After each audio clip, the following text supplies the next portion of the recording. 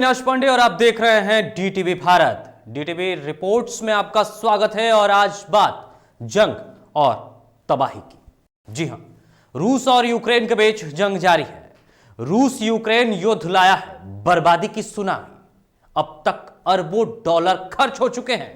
युद्ध में अब तक सैकड़ों लोगों की मौत हो गई है। यह रिपोर्ट देखिए।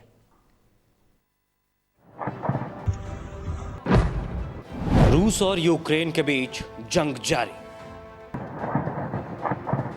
खेरसोन शहर पर रूसी सेना ने किया कब्जा। रूसी सेना कीव पर लगातार कर रही बमबारी। रूसी सेना दाग रही है मिसाइलें। खार्किव शहर में पहुंचे रूसी सैनिक। रूस और यूक्रेन के बीच जंग जारी है। रूस की सेना यूक्रेन की राजधानी कीव पर लगातार बमबारी कर रही है, मिसाइलें दाग रही है।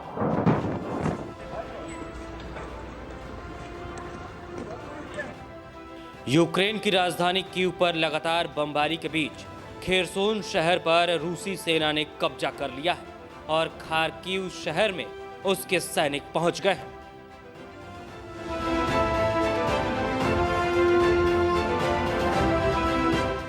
खार्किव शहर, जहां अब तक रूसी सैनिक एयर स्ट्राइक कर रहे थे, वहां रूस के लैंडिंग फोर्स उतर गई है।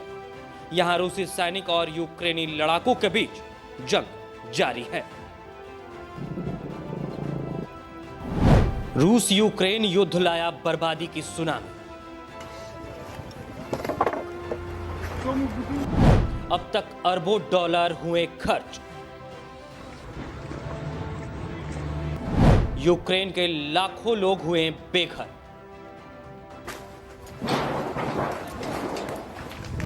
युद्ध में अब तक सैकड़ों लोगों की हुई मौत।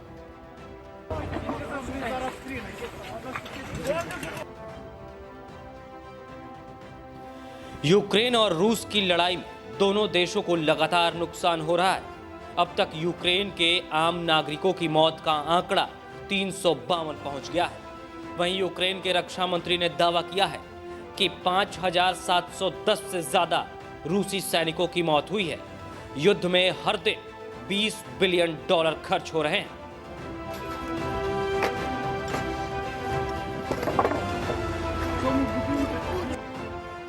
रूस और यूक्रेन के बीच भीषण जंग जारी है। 7 दिन बाद भी रूस कीव और खार्किव जैसे शहरों पर पूरी तरीके से कब्जा नहीं कर पाया है।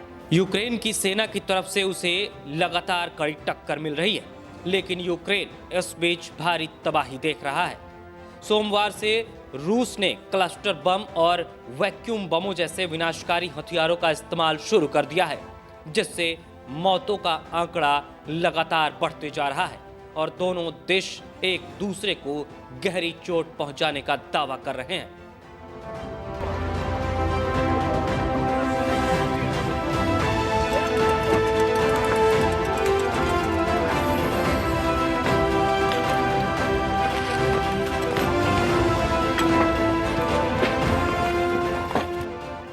यूक्रेन और रूस के बीच चल रही जंग को लेकर अमेरिकी राष्ट्रपति जो बाइडेन ने बड़ा ऐलान किया है। अमेरिकी राष्ट्रपति जो बाइडेन का बड़ा ऐलान।